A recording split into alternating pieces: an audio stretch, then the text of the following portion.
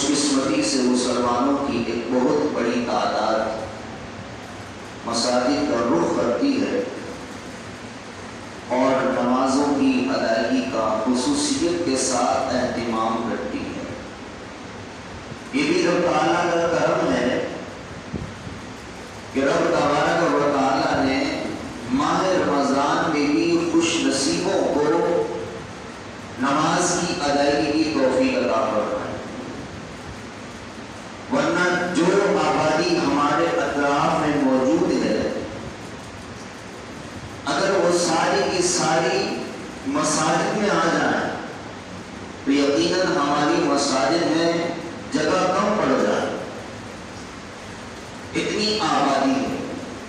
لیکن بہرحال ایک بہت بڑی تعداد مسلمانوں کی ماہ رمضان مبارک میں نمازوں کی طرف رغبت کرتی ہے، نماز کے لیے جستجو کرتی ہے۔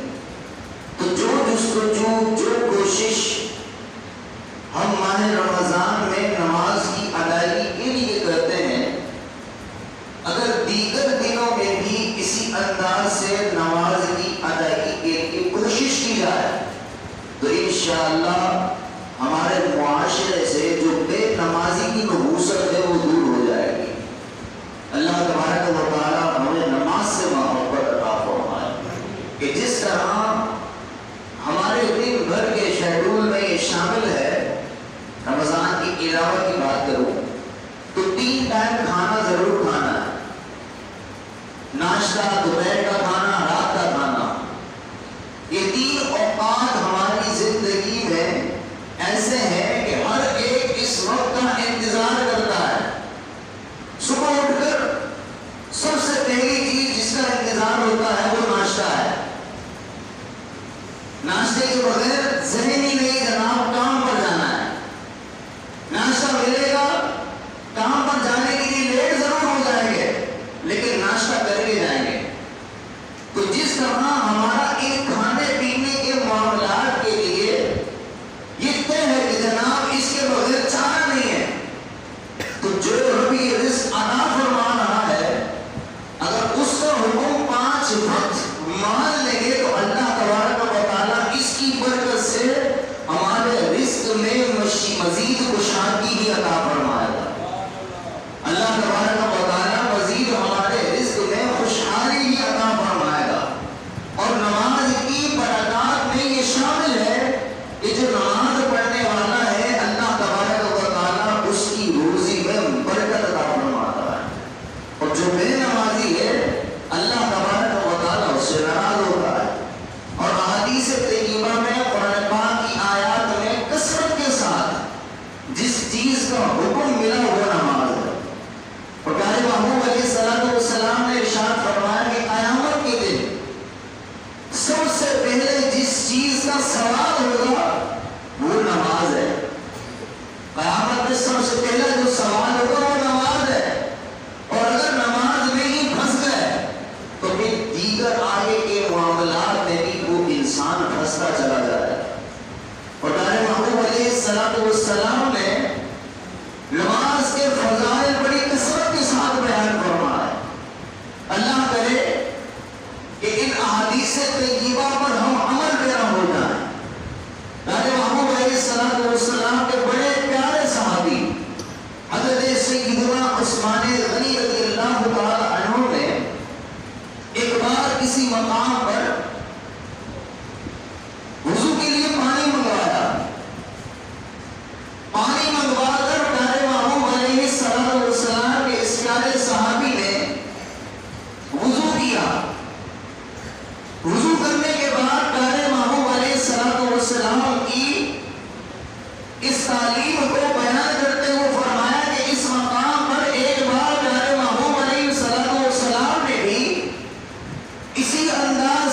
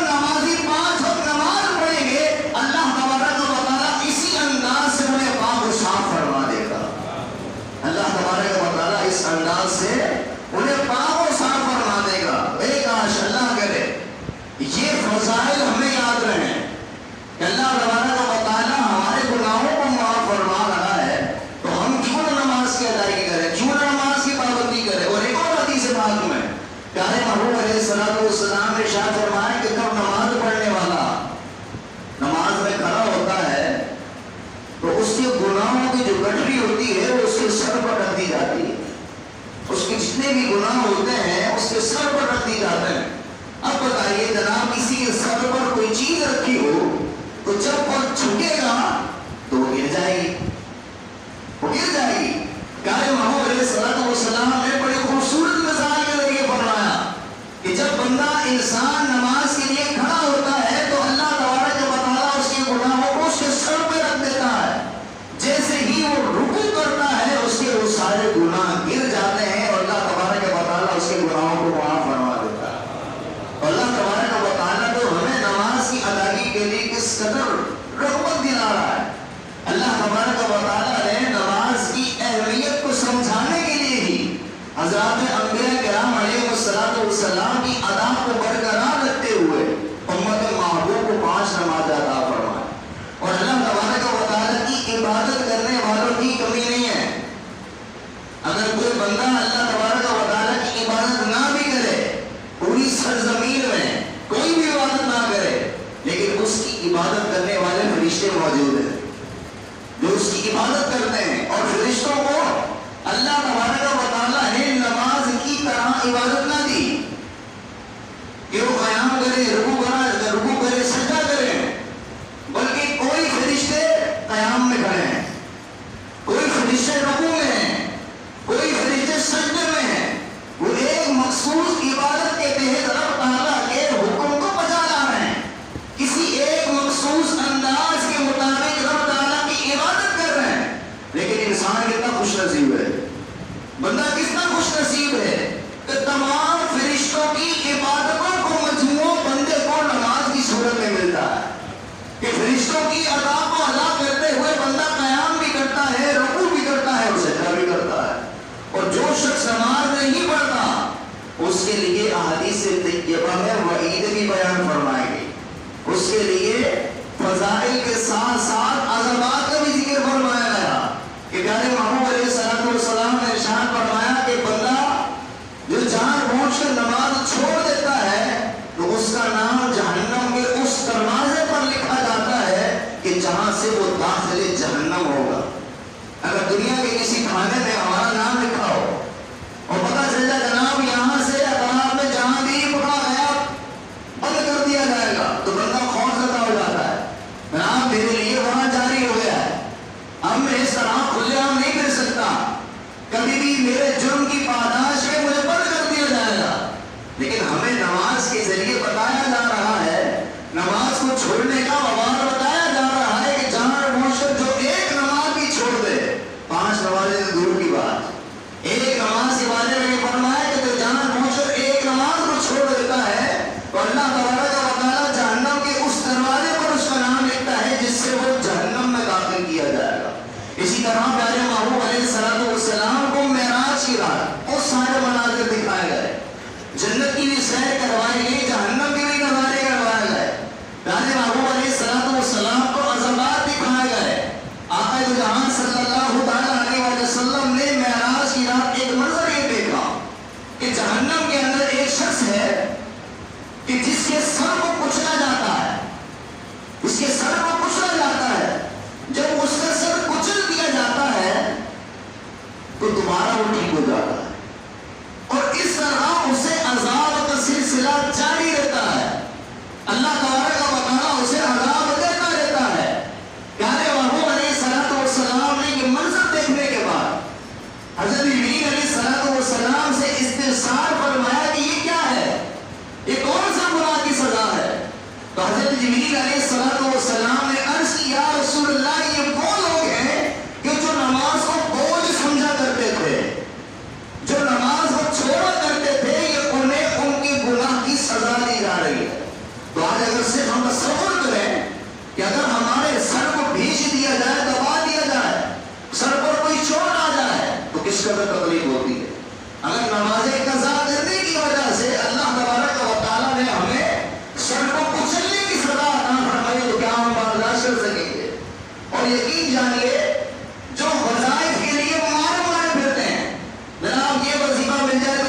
جائے گی، جناب یہ وظیفہ مل جائے تو بیماری دور ہو جائے گی، یہ وظیفہ مل جائے تو پریشانی دور ہو جائے گی۔